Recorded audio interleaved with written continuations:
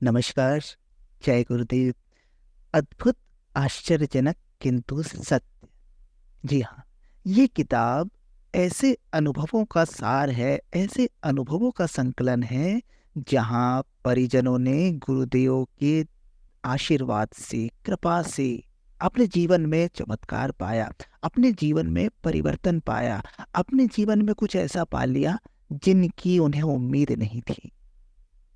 हालांकि गुरुदेव जब तक भौतिक शरीर में रहे तब तक अपने हर शिष्य, हर परिजन को ये कहते थे कि बेटा, मैंने तेरा काम तो कर दिया, पर ये किसी को बताना मत।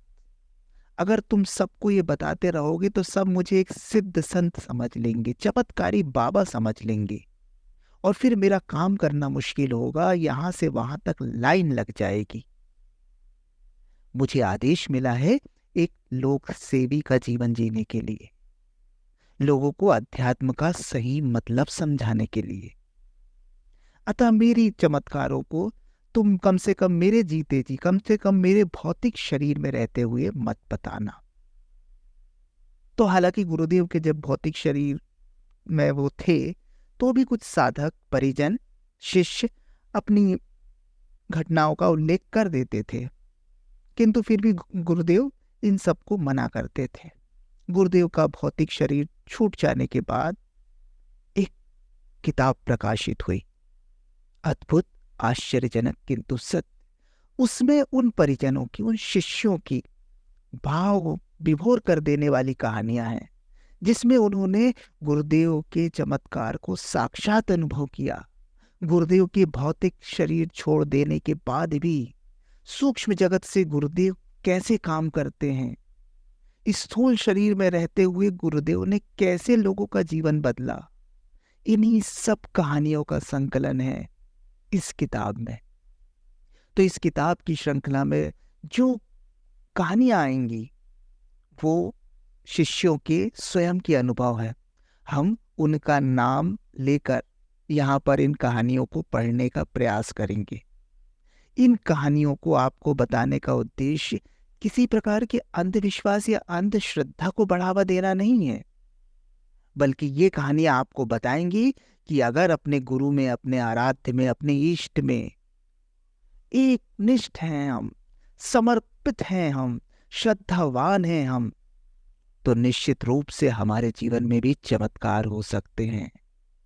गुरु कृपा से क्या क्या संभव है, कैसे थे हमारे गुरु, कैसे हैं हमारे गुरु, इस सब का सार है ये किताब। तो इस किताब की एक एक कहानियां एक एक वीडियो के माध्यम से आपके सामने हम प्रस्तुत कर रहे हैं। आप भी इनका आनंद लें और अपने जीवन में अपने आराध्य, अपने इष्ट के प्रति समर्पण भाव लाएं।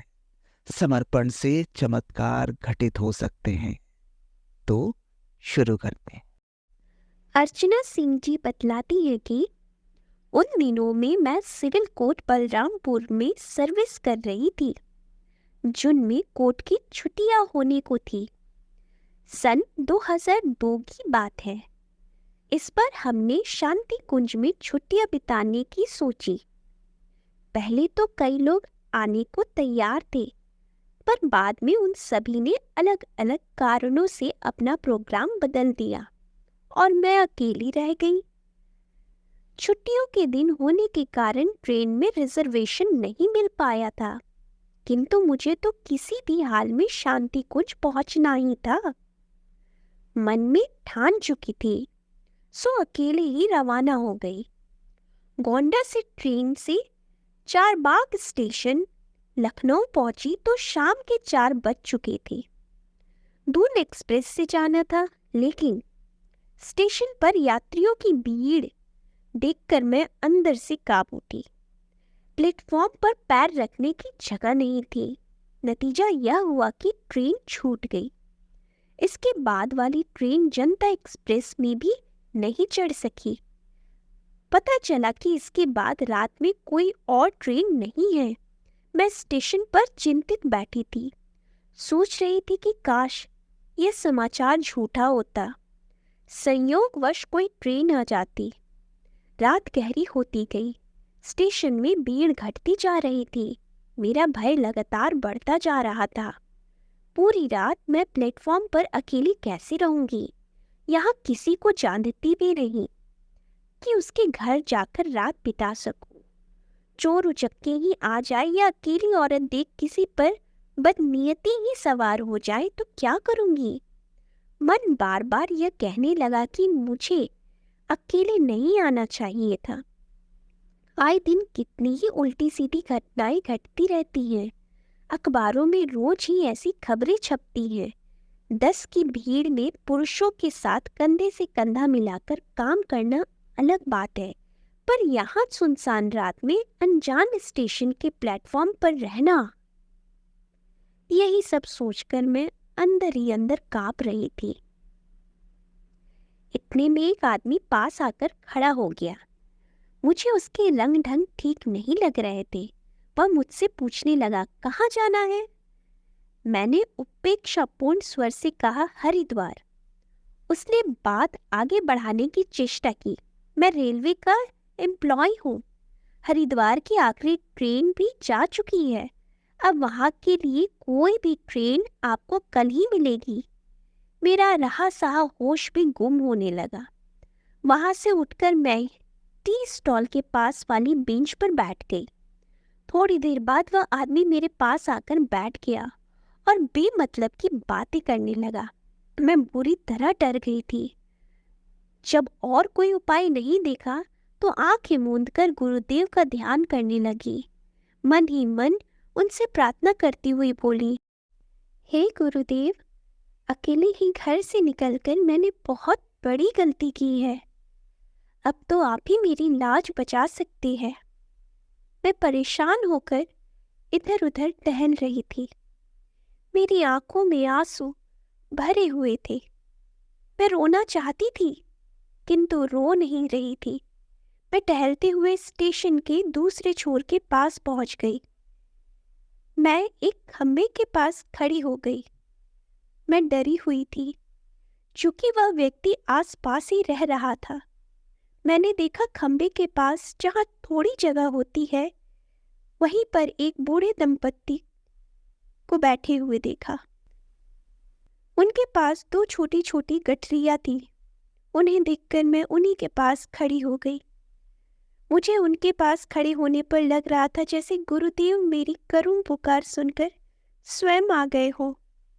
मैं भी थोड़ी जगह पर बैठ गई। थोड़ी देर में बातचीत के क्रम में उन्होंने कहा, बेटी क्या बात है, कुछ परेशानी है क्या? मैंने कहा कि बाबा, मुझे हरिद्वार जाना है, किंतु हरिद्वार की दोनों रेलें जा चुकी हैं। मैंने पता किया तो मालूम हुआ कि हरिद्वार के लिए कोई ट्रेन नहीं है। मैं बहुत परेशान हूँ। पूरी रात स्टेशन पर क्या करूँगी? बाबा बोले, इसमें चिंता की क्या बात है, तुम्हें हरिद्वार ही जाना है। अभी एक ट्रेन आएगी इसी प्लेटफॉर्म पर जो सहारनपुर जाएगी। तुम लक्सर स्टेशन पर उतर जाना, वहां से हरिद्वार के लिए कोई ना कोई ट्रेन मिल जाएगी। पूरी रात स्टेशन पर बैठने से अच्छा है ट्रेन में रहोगी और सुरक्षित भी रहोगी। उनकी बात मुझे अच्छी लगी, किंतु विश्वास नहीं हो रहा था कि ये जो कह रहे हैं वह सही है। चूंकि उनकी वेशभूषा से नहीं लग रहा था कि ज्यादा पढ़े लिखे होंगे। इनको कैसे पता चला कि कौन सी ट्रेन आ रही है? किंतु ना जाने क्यों मुझे उनकी बातों में सच्चाई लग रही थी। उनकी वाणी में अजीब सी मिठास एवं अपनापन झलक रहा था। मैंने कहा, बाबा, आप सच कह रहे हैं? वो तो मैं सही बोल रहा हूँ, मुझे भी हरिद्वार जाना है। अभी 10:30 बजे ट्रेन आएगी। मैंने सोचा इंतजार करने में क्या हर्ज है, अभी सच्चाई तो पता चल ही जाएगी। 30-35 मिनट की बात है, लेकिन उस स्थिति में एक एक मिनट पहाड़ जैसी बीत रही थी। आखिर 10:30 बजे पर ट्रेन आई। मैं अपना बैग लेकर बाबा के साथ चल दी ट्रेन में चढ़ने के लिए। मैंने सोचा कि बाबा बूढ़े हैं, इनकी सहायता करनी चाहिए, इसलिए मैंने कहा, बाबा पहले आप चढ़ जाइए तब मैं चढ़ूंगी। तो बाबा बोले, पहले तुम चढ़ो, तुम मेरी चिंता मत करो। मैं ट्रेन में चढ़ गई। ट्रेन में काफ़ी भीड़ थी। मैंने सोचा बाबा इसी ट्रेन में होंगे, लेकिन आसपास मुझे वह बाबा दिखाई नहीं पड़े। मैं रात भर ट्रेन में बैठी रही। मुझे हल्की झपकी लग जाए तो मैं जाग जाती थी, जो कि मुझे लक्सर स्टेशन पर उतरना था। पहली बार स्टेशन का नाम सुना था कि कहीं भूल ना जाऊं। मैंने ट्रेन में बैठे व्यक्तियों से भी स्टेशन के बारे में पूछा। दूसरे दिन मैं लक्सर स्टेशन पर उतर गई। मैंने इंक्वायरी में जाकर हरिद्वार के लिए ट्रेन पूछी तो पता लगा अभी 1 घंटे बाद ट्रेन आएगी। इस प्रकार गुरु कृपा से हरिद्वार आ गई। जब भी मैं इस घटना के बारे में सोचती हूँ, मेरा हृदय गुरुवर के प्रति श्रद्धा से भर जाता है। गुरुदेव की कृपा का कर्ज मैं इस जन्म में नहीं चुका सकती। जय गुरुदेव।